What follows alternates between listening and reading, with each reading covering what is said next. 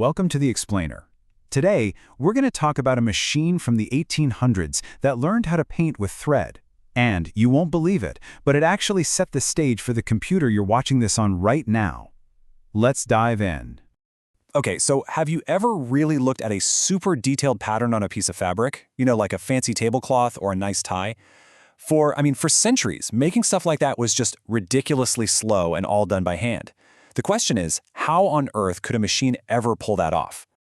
And yeah, that's the real puzzle, isn't it? How do you program a bunch of gears and levers to weave an actual picture? Not just, simple stripes, but a real image.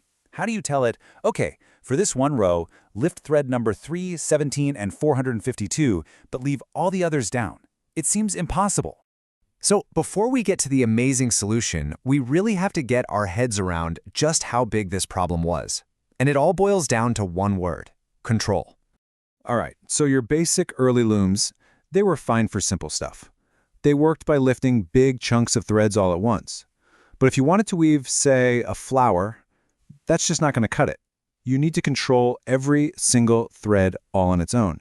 It's really the difference between trying to paint a masterpiece with a giant paint roller versus a tiny, fine-tipped brush.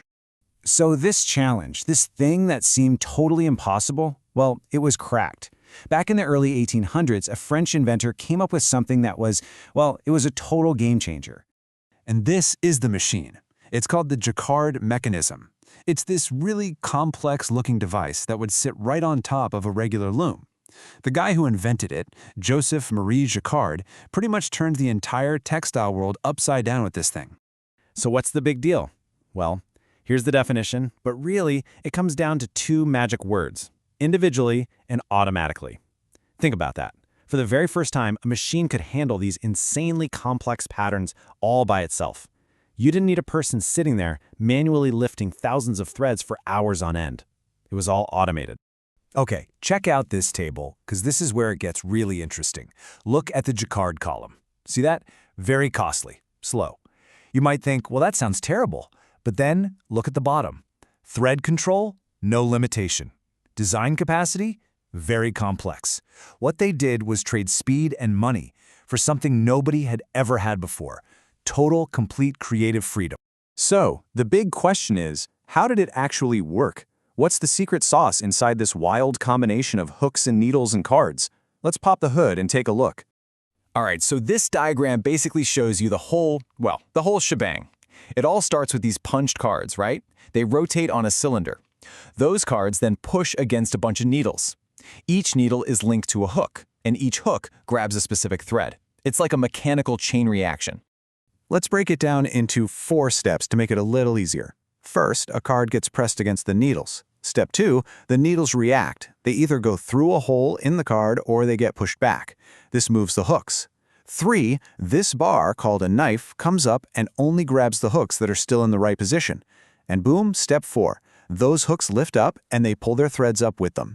So that's the mechanics of it, but the real magic, the absolute stroke of genius, is in that one moment of decision. How does the machine know which hooks get lifted and which ones get left behind? And here it is. The answer is so simple, it's brilliant. It's all in the card. Look, if there's no hole, the needle gets pushed back, its hook tilts, and the knife just sails right past it. Nothing happens. But if there is a hole, the needle goes right through, the hook stays put, the knife grabs it, and the thread gets lifted. That's it. It's a simple yes or no, a hole or no hole.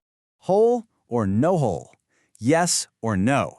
On or off? Sound familiar? It should. Because this is the exact moment where this old weaving machine suddenly becomes incredibly relevant to our modern world. You see these cards, all strung together in a long chain? That was the software. Seriously. Each card was one line of code, representing one row of the pattern. The whole chain of cards, that was the program. It was data you could literally hold in your hand. And this is the mind-blowing part. The logic is exactly the same as modern binary. A hole in the card meant lift the thread. That's on. That's a 1. No hole meant don't lift. That's off. That's a 0. An entire, beautiful, complex picture was literally encoded into a long string of 1s and 0s, just, on paper. And that's why this is so important. Think about it. If you wanted a new design, you didn't have to re-engineer the whole machine, you just swapped out the deck of cards. It was a machine that ran on a replaceable, stored program. That idea, that's the bedrock of all modern computing. I mean, this idea was so huge, it went way beyond just weaving. It lit a fire under inventors for generations. A guy named Charles Babbage, you might know him as the father of the computer, was directly inspired by this. Its influence just ripples through the history of technology. And you know an idea is good when people immediately start trying to make it better. Engineers jumped on this, creating more complicated versions with double lifts and double cylinders.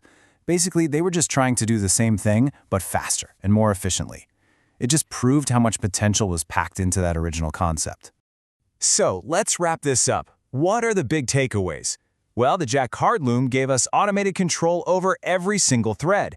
It turned pictures into data you could store on punch cards. It paved the way for all kinds of automated machines. And maybe most importantly, its idea of a stored program inspired the people who would go on to invent the modern computer. It really makes you think, what other world-changing ideas are just sitting there, hidden inside old machines we walk past in a museum? What future tech is just waiting to be rediscovered?